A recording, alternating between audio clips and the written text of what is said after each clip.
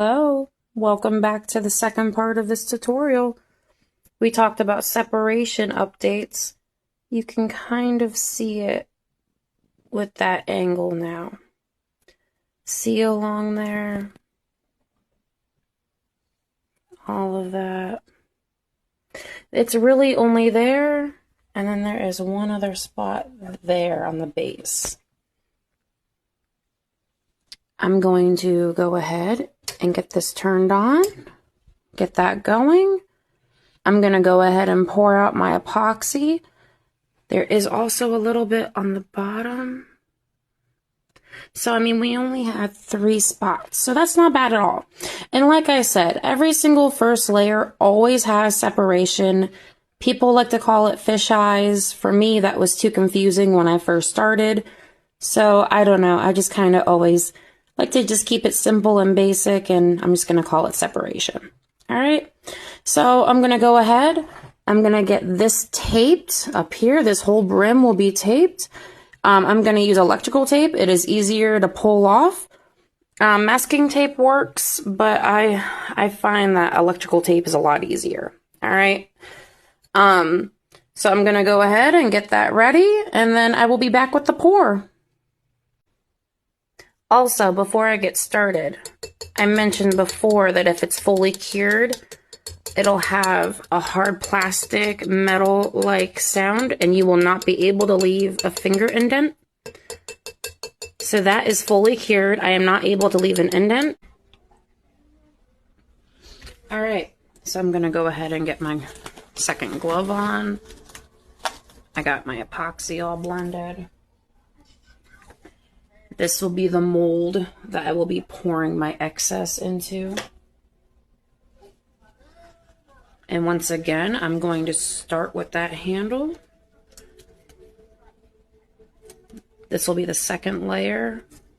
In this blend, I put the same light pink glitter with a smidge of a dark purple.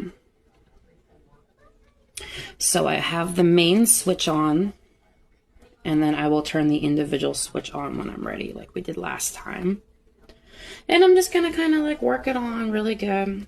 And like I said, separation happens for a lot of different reasons. But with the first layer, it always happens. It's very rare for it not to happen. And the reason for that being is some people, I don't know the correct way to say it, but you can sand your cup down. I don't. But they say that having an abrasive starting point is a good place to start. I've never had that issue. It always goes away after my second layer. But, I mean, you do have the vinyl on here, so that gives it something to stick to. Difference, you know, every single product of epoxy will always tell you, almost every brand I've ever seen, it always says at least 70 degrees in your environment. So that right there can play a factor. You know, having oils, that can play a factor. You know, not having the correct consistency when you're pouring, that can be a factor. So if you have the same issue of separation after layer 2, that is when you should be more concerned with, you know, your method versus just the natural reaction to what's happening. All right, because it's very scientific. You need exact measurements of A and B in order for the curing to actually properly happen. If there's not, it'll stay tacky for hours longer than it should. Sometimes it won't give that hardened state like I showed you with my fingernails. And if that happens to you, you do have to strip it. I've never had that happen, but I've seen how some crafters do it. And they literally will take a blade and just strip it right off. I've also seen some crafters that will just completely get rid of the product and start over. So thankfully, I've never had that happen. This has been 2 years, and the last year has been completely trying to get my own method perfect. Nothing is ever perfect. I mean, you can have seasoned crafters that have done this for a decade, let's say. And, you know, accidents happen. You can't You can't control epoxy. It has a mind of its own. That's what I always tell people. That's what makes it so magical, because you can literally use it in so many ways, and it's just so stinking cool. But yes, it takes a lot of patience. And yeah, I'm just running the excess and dripping it off into my cup. And I like to use a silicone pour cup because I can reuse it and I don't waste as much like using a regular throwaway plastic. Some of them don't come with the proper measurement lines, so you have to like measure it out yourself first. But that can be difficult. Go ahead and get it. I need to, but yeah, it just kind of depends. But yeah, like I said, this is the easiest. You just reapply it. It's really simple. Just make sure that you're getting over the marks of where the separation was. You want to really make sure that you're smoothing it into those areas. Those are your most important areas when you're doing the second layer. All right. So let's just finish smoothing this out. And we'll tape for that. I'll pull it off. I always recommend at least 2.5 hours. Okay. But I always do mine at about 3. I don't know. An odd number just satisfies me more. I don't know what to tell you. But yeah, there you go. It's really simple. Now that was easy, huh, guys?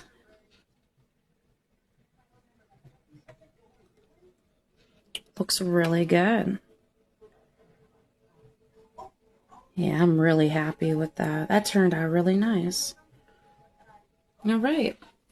I'm going to go ahead and I'm going to deglove this hand only. I'm going to keep this one on so I can go ahead and get this excess poured out.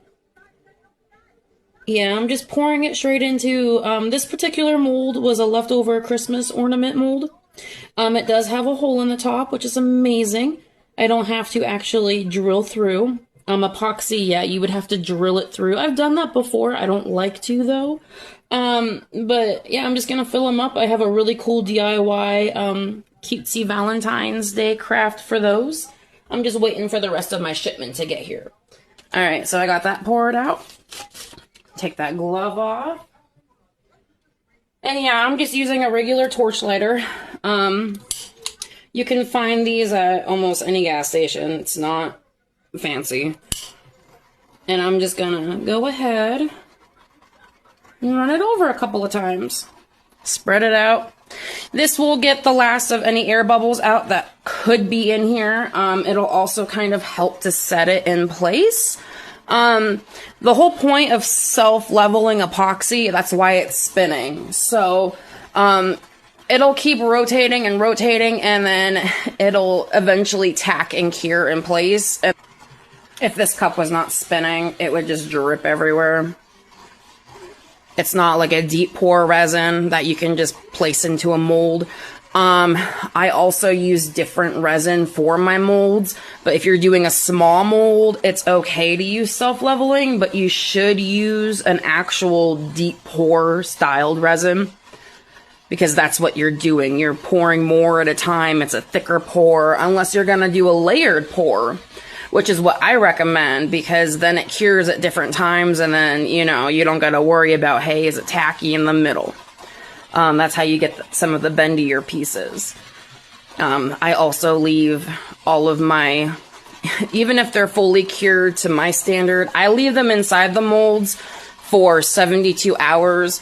A lot of crafting sites, they say, you know, a lot of the product brands, they all do say like 24 to 48 hours, 72 hours, you know, for a full cure. But also something that gets overlooked a lot too is when you're doing a deep pour like that, you're not always